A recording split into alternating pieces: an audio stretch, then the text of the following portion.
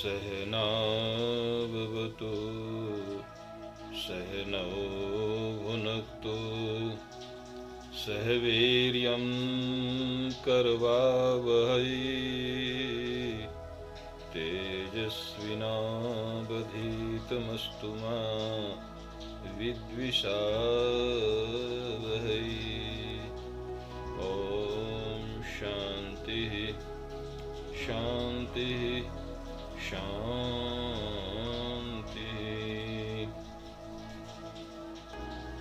श्री राधे। नमो नमः।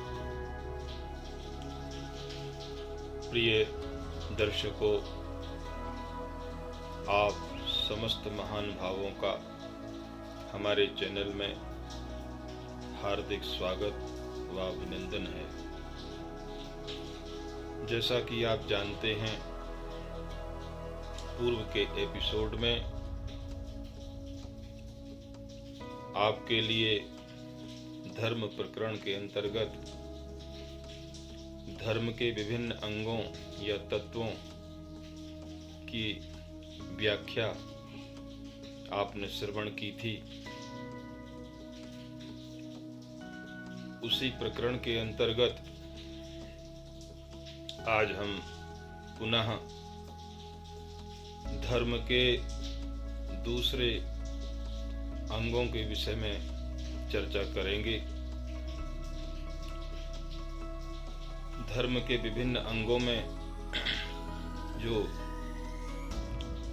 धर्म का 9वां और 10वां अंग है, अर्थात धर्म का 9वां जो तत्व है सत्य और 10वां जो तत्व है अक्रोध के विषय में चर्चा की जाएगी। आप सभी महान भावों का बारंबार हार्दिक स्वागत है। प्रिय सज्जनों,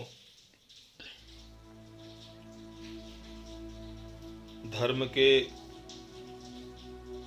तत्वों की व्याख्या के अंतर्गत जो 9वां हमारा अंग है वह है सत्य। सत्य क्या है? सत्य का अर्थ सत है। सत्य वह तत्व है जो सनातन है, अर्थात नश्वर तत्व नहीं है। ये सनातन नित्य तत्व का नाम सत्य है, जो त्रिकालिक है। अर्थात ऐसा नहीं कि किसी समय में वह रहता है वह नहीं रहता, बल्कि जो सर्वदा सदा सनातन है, ऐसा तत्व जो सदा है, सर्वदा है, सनातन है, त्रिकाल है, वह सत्य कहलाता है। यह धर्म का महत्वपूर्ण अंग है। जो तत्व हमेशा रहता है, सदातन रहता है, उसी का नाम सत्य है। तुलसीदास जी ने रामचरितमानस में लिखा है, धर्म न दूसर सत्य समाना, आगम निगम पुराण बखाना। अर्थात धर्म का एक महत्वपूर्ण अंग सत्य है, और वह सत्य आगम निगम और पुराणों के द्वारा कहा गया है। तो यह सत्य जो सदा रहता है, एक रस रहता है, जिसमें परिवर्तन नहीं होता, यह क्षणभंगुर नहीं है, यह नित्य तत्व है। तो सत्य परमात्मा प्रभु या भगवान ही सत्य हैं। अगर सत्य का स्वरूप देखा जाए तो भगवान ही सत्य हैं, और इसीलिए भगवान को सत्यनारायण, सत्यदेव आदि नामों से पुकारा जाता है। और कहा भी गया है, सत्यम ज्ञानम अनंतम ब्रह्म। भगवान सत्य स्वरूप है। वह सत्य 3 विशेषताओं वाला है। एक तो वह सत्य नित्य है, सदा रहने वाला है, सनातन है। नित्य है, उसकी सत्ता हमेशा रहती है, तीनों कालों में उसकी सत्ता रहती है, सर्वदा रहती है। तो जो नित्य होता है, नित्य रहने वाले तत्व का नाम सत्य है, उसी का नाम सत है। सत को भी सत्य ही कहते हैं। जो सत है वही नित्य है और वही सत्य है। ये जो सत्य है वो नित्य है। और दूसरा शिव, अर्थात वह शिव कल्याणकारी है।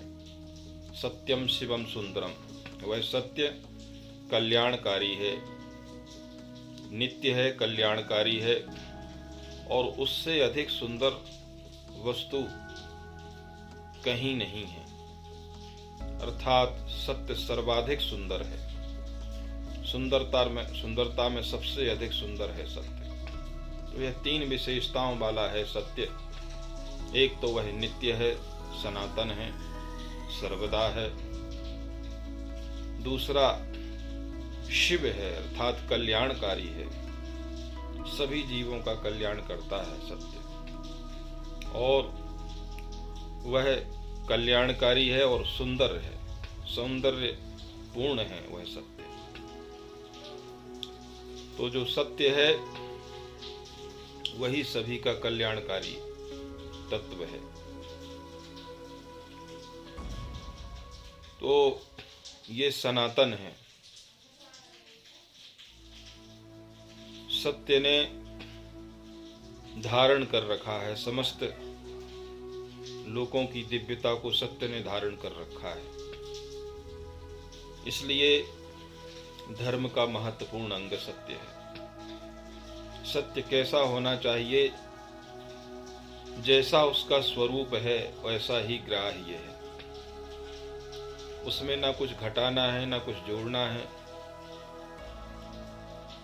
उसको उसके मूल स्वरूप में ही स्वीकार किया जाना चाहिए।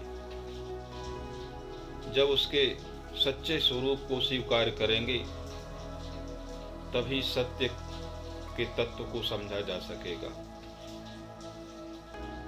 तो वह हितकर होना चाहिए, प्रिय होना चाहिए, कल्याणप्रद होना चाहिए। ऐसा सत्य जो है धर्म का अभिन्न अंग है और सारी सृष्टि उसी सत्य पर ही चलायमान है। दूसरा तत्व जो है यह दूसरा अंग अक्रोध है। अक्रोध का अर्थ होता है क्रोध ना करना। अक्रोध को 10वें स्थान पर इसलिए रखा गया, ये बड़ी वैज्ञानिक बात है कि जब धर्म के सारे तत्व किसी व्यक्ति में स्थित हो जाते हैं तो अपने आप अक्रोध की स्थिति आ जाती है। ऐसे व्यक्ति को कभी क्रोध नहीं आता, वह एक रस रहता है, सदा आनंद में रहता है। श्रीमद् भगवत गीता में क्रोध का बड़ा मार्मिक चित्रण आता है कि ध्यायेतो विषयान पुंसः संगस्तेषु उपजायते संगात संजायते कामः कामात् क्रोधो विजायते क्रोधात् भवति सम्मोहः सम्मोहात् स्मृति विभ्रमः स्मृति भ्रंशात् बुद्धिनाशो बुद्धिनाशात् प्रणश्यति। अर्थात विषयों का चिंतन करने से संग दोष उत्पन्न होता है। संग से काम या कामना उत्पन्न होती है, और कामना का जब कामना की पूर्ति में जब बाधा होती है तो कामात् क्रोधो भी जायते, काम से क्रोध उत्पन्न होता है, और क्रोध से व्यक्ति सम्मोहित हो जाता है, और सम्मोहित हो जाने से उसकी स्मृति भ्रंश अर्थात स्मृति का नाश हो जाता है। स्मृति के नाश हो जाने से ही जो है बुद्धि का नाश हो जाता है, और बुद्धि के नाश होते ही उसका अंत हो जाता है। तो अक्रोध की जो स्थिति है वो धैर्य आदि जो 9 गुण धर्म के बताए गए हैं, जो 9 तत्व बताए गए हैं धर्म के, उन सारे 9 अंगों को जब कोई धारण करता है तो स्थिति क्रोध की हो जाती है। और अगर समस्त गुण हों और अगर किसी व्यक्ति को क्रोध आ जाता है तो जैसे अग्नि सब कुछ जला डालती है, ऐसे ही क्रोध की जो अग्नि है उसके सारे सद्गुण समाप्त कर देती है। इसलिए क्रोध पाप का मूल है। क्रोध जो है एक धार्मिक व्यक्ति के अंदर, एक आध्यात्मिक व्यक्ति के अंदर क्रोध की अवस्था नहीं होनी चाहिए।